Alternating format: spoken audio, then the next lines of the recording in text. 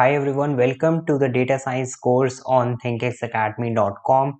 In this video, we are going to start with a very important library, which is the Numpy library. So the first thing that I'm going to do here is I'm going to import Numpy as np. So np is basically alias. So in the previous tutorial of this data science course, we have already covered a very important library, which is the pandas library, and we saw how we can do various operations using that. Now we are going to perform data pre-processing tasks in the future upcoming videos, and for that we are going to use these two important libraries, which is the NumPy and the pandas library. So basically if you want to see the whole documentation of NumPy, you can just go on np.org, which is the official website of this NumPy library, where you will find all the functions that this library supports. Now since we are focusing on the data science course and the data pre-processing task, I have collected some of the very important functions of the NumPy library, and basically I have selected them from various projects that I have done. So here we are going to cover all of them, and most of them are very useful and we will use them in the future coming videos. So basically there are two basic uses of NumPy library. The first one is the NumPy arrays, right? And second one is the numerical analysis or numerical operations that we want to perform.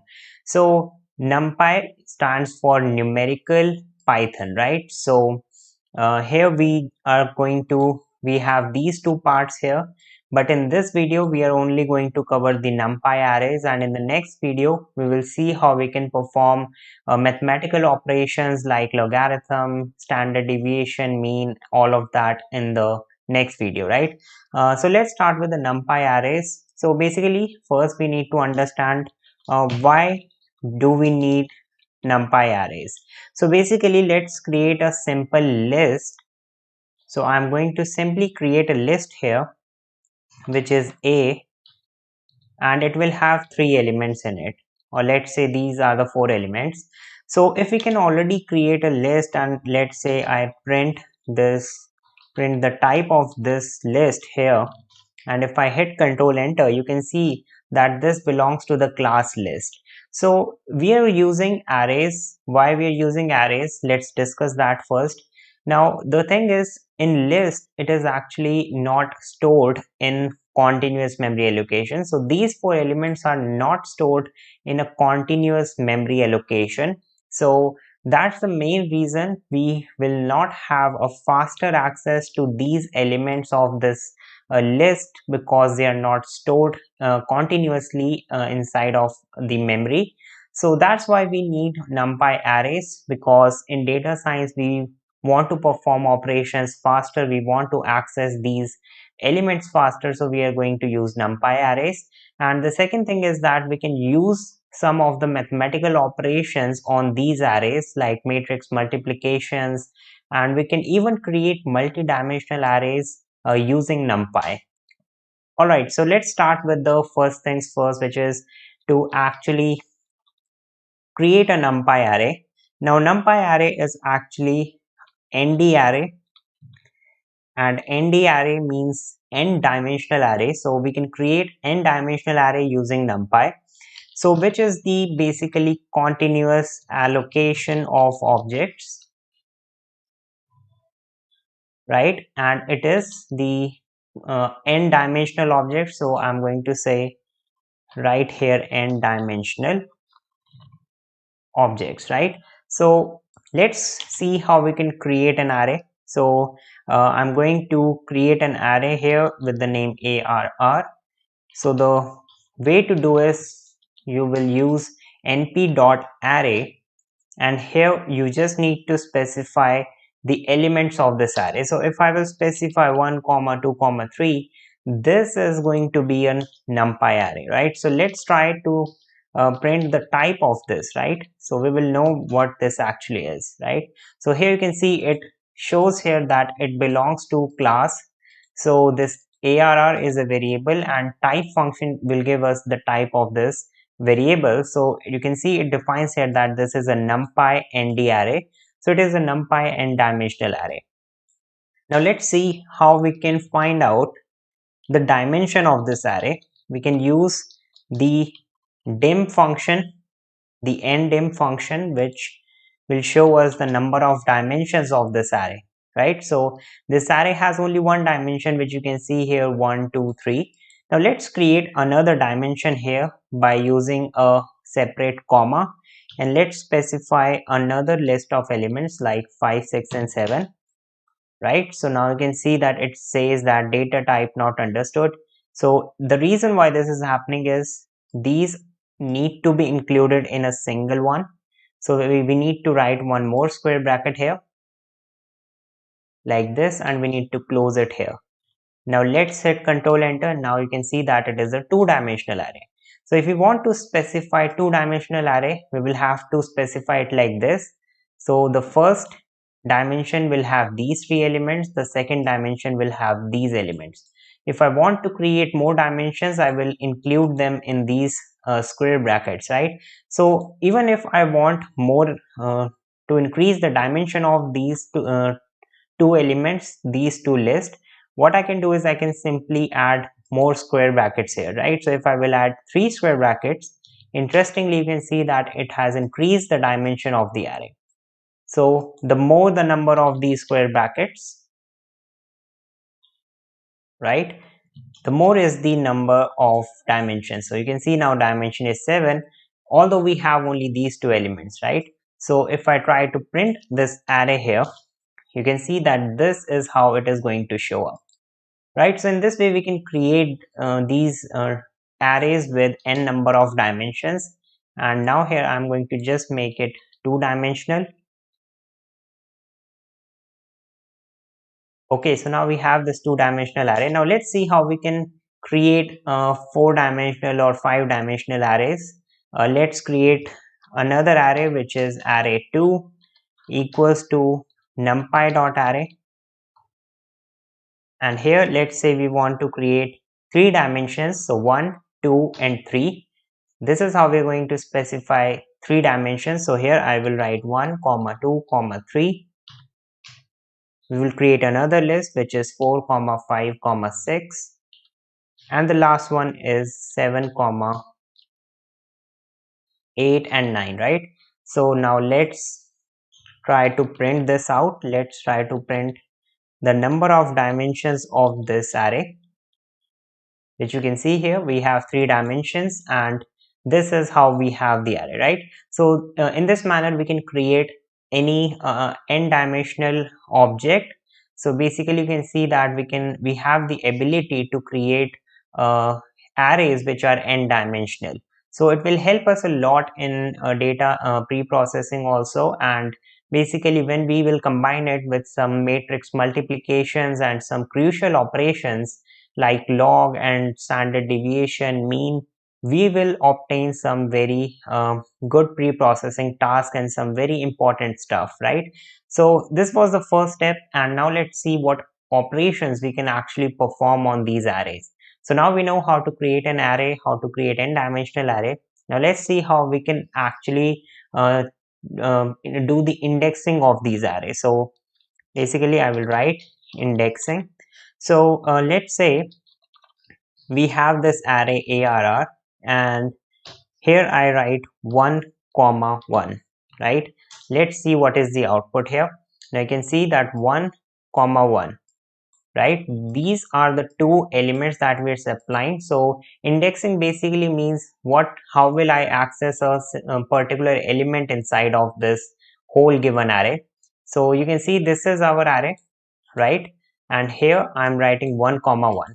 So 1 will tell us the dimension that we are in. So you can see that we have two dimensions here, and it starts from 0 and 1. So this is the 0th dimension and this is the first dimension, right? So 1 is actually indexing that we are now finding the element inside of this list, right? Or we can say this dimension. The next one, which is here, specifies the element in that list. So here we are actually pointing to 5 6 7, and now 1 means that we are actually pointing or indexing to the first element. So 5 is actually at the 0th position, 6 is at the 1st position, right? So if I write 3 here, let's see, we will get an error because there are only elements 0, 1 and 2 here, right? So let's write 2, we will get 7 here, which you can see. Now let's see what will happen if I write 0 comma 2. Right now you can see 0 means that we are actually looking at this array here, which is the 0th position, and then we are reaching the second element in it, so which is actually 3, so we are getting 3 in the output. Alright, so this is how you can perform indexing. The first element will give us the dimension we are in, and second element here in this indexing will give us the correct position of the element. Let's move on to another operation that we are going to perform very often in these arrays, which is known as slicing, right? We have already seen slicing in pandas also, and we saw how we can do the slicing in data frames. Now let's see how we can do that in arrays, right? So we are going to consider the same array, which is ARR, and here I'm just going to write this command here, which is 1 and colon and then 3, right? So let's see the output of this. Now you can see that 1 3 gives me 5 6 7, right? So why we are getting this, you can see we are actually doing the slicing of this array. So this array has these two dimensions, as we can see here, right? The first dimension has 1 2 3 and the second dimension has 5 6 7. So we are slicing the array from 1 till 3, right? So 3 means the all the elements that we have from 1th position.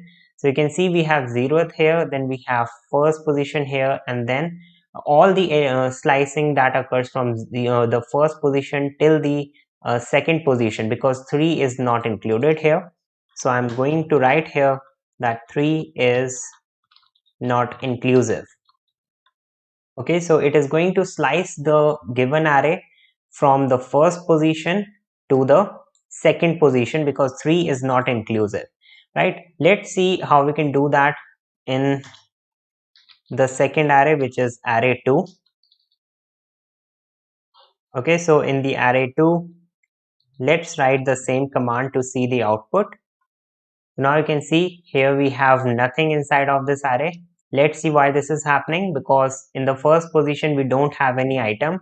This is whole is the 0th position, so let's write 0 here, and now you can quickly see that here if we try to slice it from 0, we have 0 comma 1 comma 2, right? So at these three positions we have all of these elements. So this is at the 0th position, this one is at the first position, and this one is at the second position. So you can see that this is the resultant of the slicing that we have done. Now you need to play around this with different types of arrays, and you need to play with these different values to take a look at what happens in the result, to actually get a better understanding of how things are working, because you cannot rote learn all of these stuff, you cannot memorize all of these stuff. You will have to keep practicing with different dimensional arrays and slicing it with different values. So here instead of 0 till 3, let's remove 0 and let's see what will happen here. So you can see there is no change here. The reason is when we write till 3, it basically means that the first 0 1 2 are included, right? Alright, so this is how we can do the slicing inside of a given array. Now let's see how we can do step slicing. Right, so here what I'm going to do is I'm going to print that now we are studying about step slicing, which is another very important concept. So here we are given this array, and we're going to do the slicing here, the step slicing. Let's see what exactly this is. So I'm going to print array 2, and here I'm going to write 1 comma, or let's write 1 to 0 to 1 to 2, right? And let's see what exactly we get the result here. So in step slicing, you can see we have this as the result. So basically, what exactly is step slicing? In step slicing, we say that we want to slice the given array, but we are going to follow these steps. So first we are going to specify we are specifying these three values. So it is actually going to slice from 0 till 1, and then it will slice from 1 till 2, right? So it is actually going to, this slicing is happening in stepwise, right? So instead of slicing from the whole array, we can actually make some small parts of the array using step slicing. So there are more ways to do this. You can even try all of these methods. So basically, I'm going to create another array here, which I will call as array 3, right? And in this, I'm going to use numpy array, and this is going to have the elements, let's say 12 comma 3 comma 4, then 5 comma 6 comma 7, and let's create one more, which is 1 comma 2 comma 3. The last one will be 3 comma 4 only, right? So we have these elements here. So this you will have to be very careful when you are creating a numpy array, because you will have to make sure that the number of dimensions are actually the one which you desire, right? So here we have the first dimension, and here we have the second list of elements. Now let's say I want to include these two in a single dimension. So I can do that by actually enclosing them in this single square brackets. So now if I want to include them in another dimension, I can do that by creating another square bracket, right? So whenever you want to create a dimension, you will have to make sure you create a square bracket for it. Now what you will do is, let's try to use the endim function, which will actually tell us the dimension of this array. And make sure to use this endim function so that you can know whether you are getting the required dimensions and the array is also the required array that you want, right? So you can see the number of dimensions are 2 here, which is here, the result is here, right? So now what I just want to do is, here we have two dimensions. In the first dimension I have these two positions, and in the second dimension I have these two arrays, right? So here I want to do the slicing of this array 3, right? And I want to do, let's say I write 1 comma 3 till 4, right? Let's hit enter here and let's see what will happen. So now you can see it is not showing us anything here, so let's make it as 0, and this will be 1 till 2. So what we are doing here is, in the first part I am specifying that we are at the 0th position, which means the 0th dimension, and in the 0th dimension we are actually slicing from 1 till 2, right? So it will include, let's write it as 0 till 2. So it will include all the elements from 0 and 1 are included, and the dimension we are looking at is 0.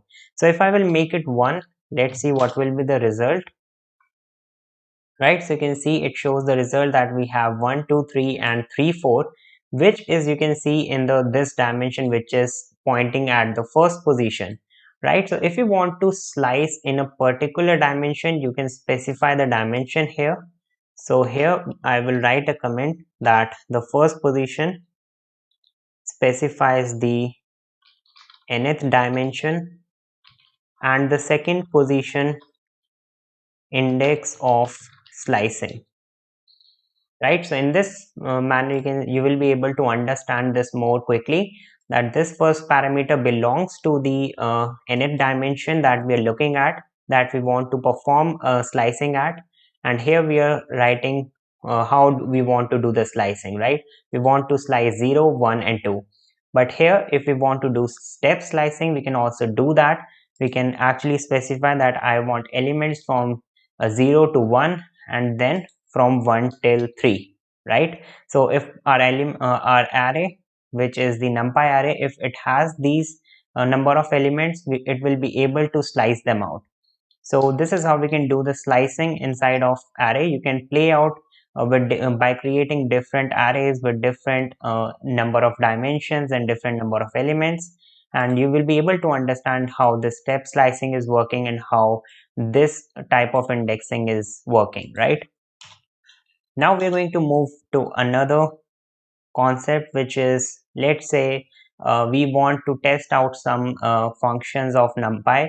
Let's say we want to calculate the mean and some other stuff as well. So in that cases, let's say I want to create an array of continuous and natural numbers. So let's say I want to create an array with n natural numbers, right? So in that case, we do not need to create an array by writing the numbers manually. What we can do is we can simply, let's say I want to create an array which is an array, and I want to include first 20 natural numbers. So I can just write np.arange, right? And let's say I want to create a natural numbers which starts from 1 till, let's say, 20, right? So what will happen is this numpy library will create an array which goes from 1 till 20. So if I will simply print this nth array here, you will be able to see that in the output, right? So here it says that module numpy does not have a range. Okay, so it should be single r. Now you can see we have these elements which starts from 1 till 19. So you can see that 20 is not included, right? So the last one is not included. So if I write 10 till 20, it will start from 10 and it will go till 19. Now why we are doing this? Because if we want a set of natural numbers to play around with, we can actually use this quick function and make sure that r is only single here, right? It's not double r. Okay, so let's see what else, how we can create more values. Let's say we want to create floating numbers from one position to let's say from one number to the other. So the way to do is, let's create another array which is f array, and here let's say we want to create this array. We will again use the arrange function, and here we are going to specify the range from where we want the floating numbers, right? Let's say I want floating numbers from 1 till n, which is 10 here, and now I will have to specify the data type here by using d type, and here I will specify float, right? So now this will actually create a numpy array with floating numbers from 1 till 10. So you can see that these are now floating numbers. So it has 1 dot, then 2 dot, 0, then 3 dot, and similarly like this, right? So this is another interesting thing. And remember that all these functions are going to come in the data pre-processing task. So make sure that you actually practice them by yourself. These all are very important, and I have already used them in some projects. So make sure that you also practice that out. Let's move on to very important concept, which is to changing the shape of the array, right? So let's say we have an array with a given dimension. Let's say the array is 3 by 3 dimension, or let's say it's 2 by 2 dimension, and now we want to change the shape of the array. We want to change the dimension of the array. So let's see how we can do that. So the first thing is, let's see how we can check the shape of an array. So for that, I'm going to create an array a equals to numpy.array, and here I will just specify 1 comma 2 comma 3, and I'm going to print here a dot shape, right? So shape is not a function, it is a property. So if I will hit enter, it will show us that the shape is 3 comma and nothing is here because we have not specified the columns. So there are only 3 elements here, so it is specifying that. So let's create one more. Instead of creating an array like this, let's create n natural numbers by using arrange function.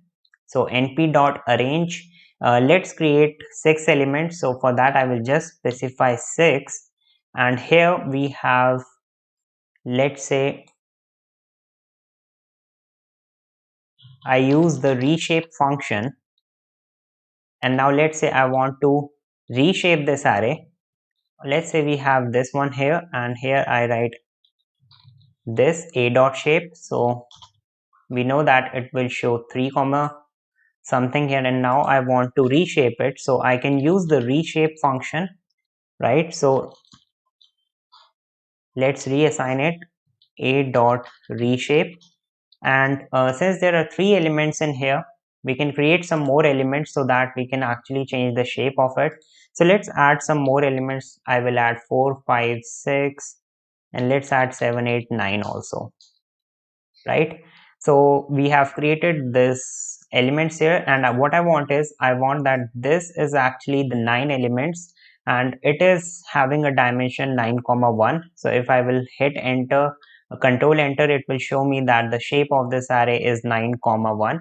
So what I want is, I want to convert this single dimension array, I want to reshape into 3 by 3 matrix, right? So the way to do is to specify the positions here. So if I want a 3 by 3 shape, I will write 3 comma 3.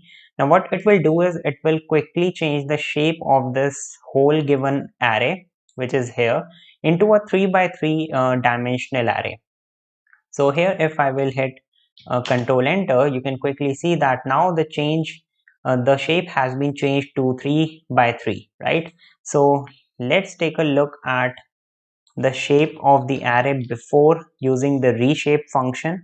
So if I will write array dot shape, you can see that initially it was 9 comma 0 and now it is 3 comma 3. So we have changed the shape or the dimension of this array by 3 by 3. So what will happen is, now let's try to print this a here, right? So now you can see, instead of one single array, it is now 1 2 3, then we have 4 5 6, then we have 7 8 9. So a 3 by 3 dimensional array we have here, and it has divided it into like this, right? So if I, what will happen if I write 3 comma 2 here? Let's see whether it will be able to do that. Now we will quickly see here a value error. It says that we cannot reshape the array of size 9 into this, which means that whenever you want to do a reshaping, you will have to make sure that the product of these two, which we are going to write in this shape function, is equal to the number of elements inside of this array, or else you won't be able to do that, right? So let's include only 6 elements here, and now we know that the product of 3 comma 2 is 6. So if I hit control enter, now you can see it has created an array with 2 elements in here, and there are this is a matrix 2 by 3, right? So we have 2 columns and 3 rows. So here we have 3 comma 2, and now let's change it to 2 comma 3, and now you will quickly see here in the output that the elements are 3, but we have only 2 dimensions here. So that's how we can do the reshaping of these elements of a given NumPy array, right? So it is a very important thing. You will be using this very often when we are performing the analysis, the data pre-processing tasks also. Let's move to another important function that I keep seeing in a lot of projects of data science, which is replacing the elements with 1, right? So let's say I want to replace all the elements of an array with the value 1. So let's see how I can do that. First of all, I will create a new array, right? And instead of writing the elements manually, I will simply use this arrange function, and here I will create an array with let's say we have 4 elements in it, right? Now what I'm going to do is I'm going to replace, if I will try to just show you the value of this array, you can see that this array has 0, 1, 2, 3, right? Now what I'm going to do is I'm going to use a very important function, which is np dot once underscore like function, and here I will supply it with the new array, and if I will hit control enter, now you can see it has replaced all of them by 1, right? So it is important, it is useful in a lot of cases when we want to perform some data categorization. We can do that using this, right? So it is important. There is one more which is zeros like, so if I will write zeros here, it will convert all of them into zeros, right? You can see here. So these are two very important functions which I have seen and I've personally used in some projects, so make sure you practice them also. So now you can see it has zeros and ones here. Now let's move on to the next part, which is how we can concatenate two arrays, right? So here I am going to write here concatenating arrays.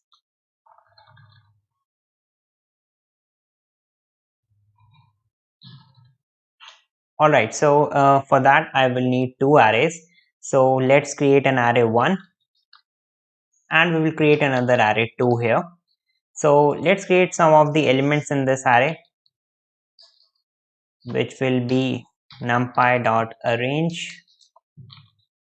and here let's say we want elements from 2 till 6, and here I will create another array which will be a different one, and this will go from 7 till 12, right? So we have these two arrays and we want to concatenate them into a single array. To do that, it's very easy. We can just use, let's say we are going to create another array which is the merged array of a1 and a2. Now to do that, we have a very simple function which is the np.concatenate function, and here we just need to specify these two arrays. Now remember, this is the function and we want to specify a1 and a2. The way to do is not like this. Some people do like this, like a1 comma a2. You cannot do it like this. You will have to specify this as a pair in the circular brackets, right? Like this, right? So now you can see we have one bracket which is of the concatenate function, and this second bracket specifies a1 and a2 as a pair. So now if I will try to print this merged array, right, you can see it shows that name arrange is okay. So here it should be np.arange, not np comma. Now you can see that it has concatenated these two arrays in a single array. So you will use this function a lot, which is to combine two or more arrays. So this is how we can do the concatenation part. Let's move on to the contrary part of this, which is how we can split the arrays. Like, so let's say I want to split this merged array only, right? And to do that, what I will do is I will first let's create another array. I will call it as a unmerged array, right? And here I will use a very simple function here which is used to do the splitting part, which is np dot split array underscore split function. And here I just want to specify the merged array, and then we will have to specify, let's say 3, right? So I want to split it at the third position. So now I will try to print out this unmerged array, right? So merged array had all these elements 2, 3, 4, 5, 6, 7, 8. So here we say it is saying name merged is not defined. Okay, so it was not merged, it was merged underscore arr. So it will split this array, merged array, from the third position. So you can see here we have 2, 3, 4, 5 7, 8, 9, 10, 11, and now you can see that 3 means it will split it into 3 equal parts. The first part is 2, 3, 4, the second part is 5, 7, 8, then we have 9, 10, 11, right? So let's change it to 2 and let's see what will happen. Now you can see that it first creates an array with 5 elements and the next array with 4 elements. So in this way we can split the arrays into multiple arrays, right? Now let's move on to another important part, which is to perform the searching inside of a given array using this NumPy library, right? So we want to search for some elements. So first, let's take an example array, right? Let's call it as E, and in this array, I am going to first take example from here only, which is this one, and let's create an array with some random numbers, right? I'm just using any random numbers here, and let's say I want to search for 87 inside of this array, right?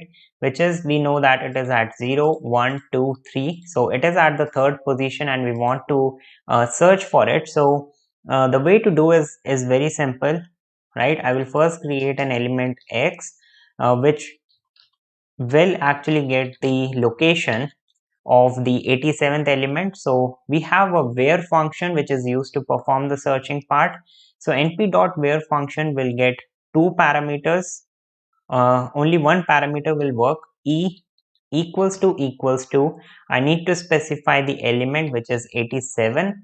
So now what it will do is it will search for 87 inside of this given array, which is E here, right? So if I will try to print x, you can see here it shows searching, and now it says array at third position, and the data type of the element is integer 64, right? So you can see here it was indeed at the third position. So this is the the 0th position, then first, second, and it is at third position. So it has given us the position, and you can see that since we are using arrays, searching is way faster in this case, right? So now let's move on to another important part, which is sorting a given array.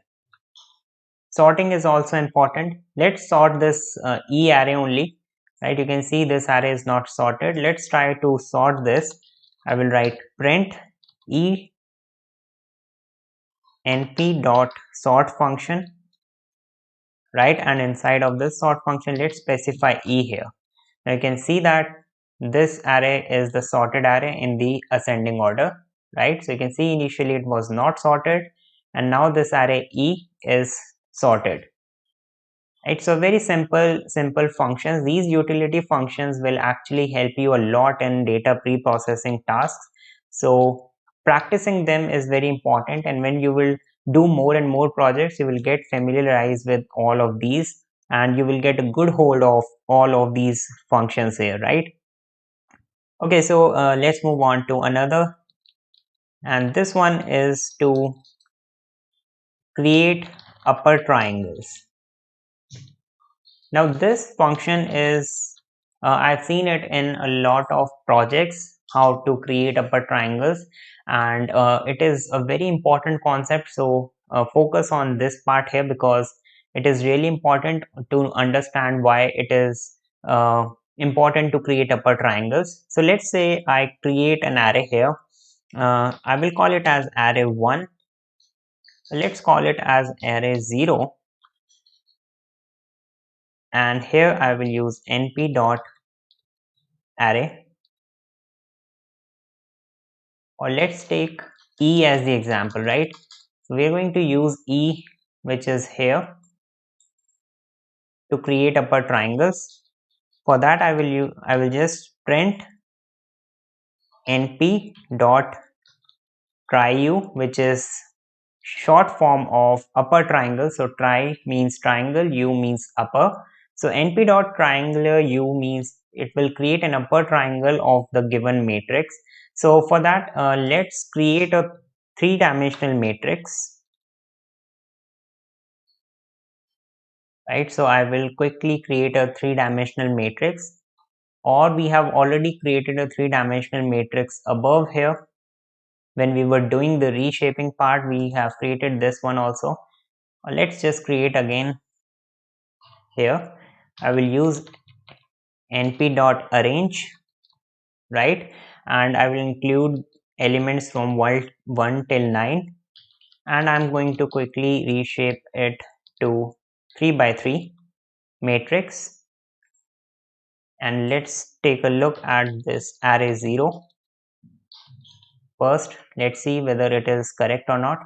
Okay, so it says it should be 1 comma 10. Now we have this. You can see that this is the array. We have 1 2 3 4 5 6 7 8 9. So a 3 by 3 matrix, you can consider it as a 3 by 3 matrix. So when we want to create an upper triangle, what we can do is, let's take a look at how the array will change when we will apply the upper triangle, right? So here, creating upper triangle.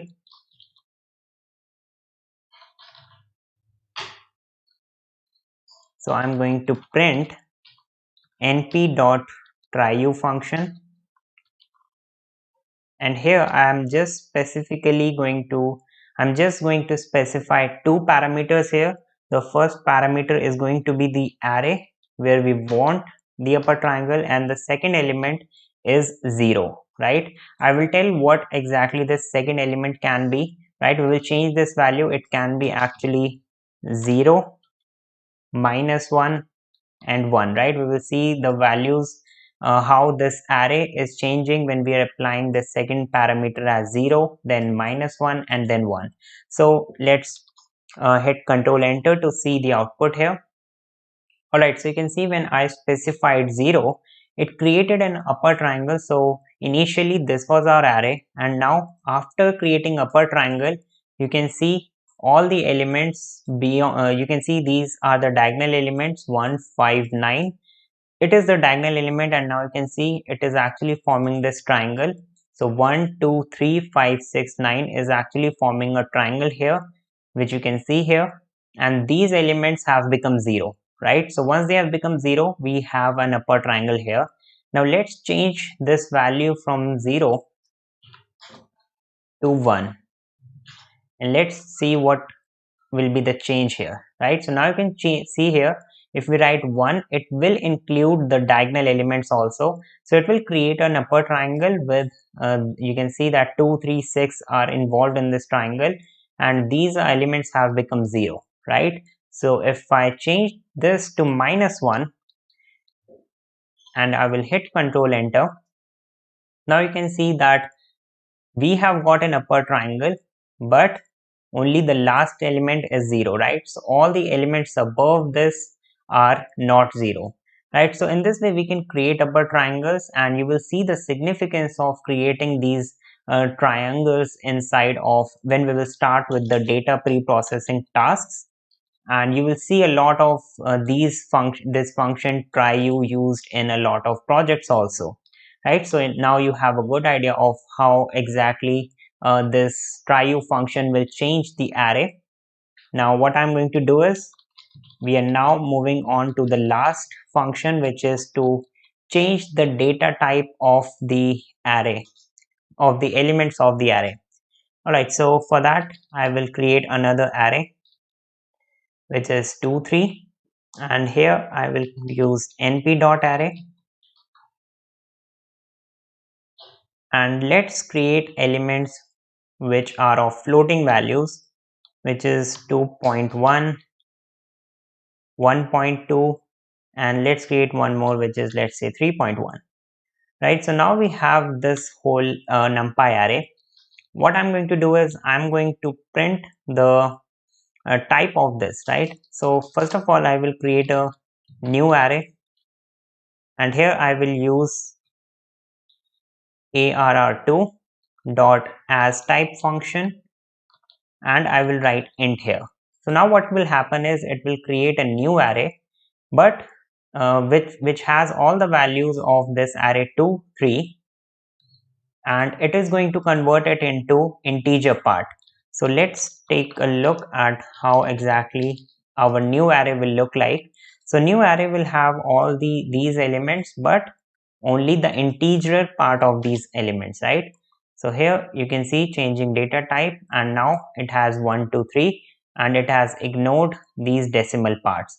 So in this way you can change these inside of if you want to change the data type of the elements, you can actually do that, and you will face this difficulty a lot when you are pre-processing data. Sometimes you don't need float values, so you convert them for the sake of easiness. You convert them into integer parts also, right? So there are some more things, like if you want to print the data type of this array, you can just use the dtype property, and here it will show that it is an integer 32. And let's say that you want to change the data type to string. So here if I specify that this is actually a string, right? So let's create an array of strings here, which is 1 2 and 3, like this. And now here what I can do is I can specify the data type of this, that this is having a data type of string. So now let's see whether we can actually convert it into an integer part. So if I hit Control Enter, you can see that it has successfully converted into integer part. So this is how you can actually change the data type of the elements from string to integer or integer to float. So basically that's all for this tutorial. We'll see you in the next tutorial. Thanks for watching.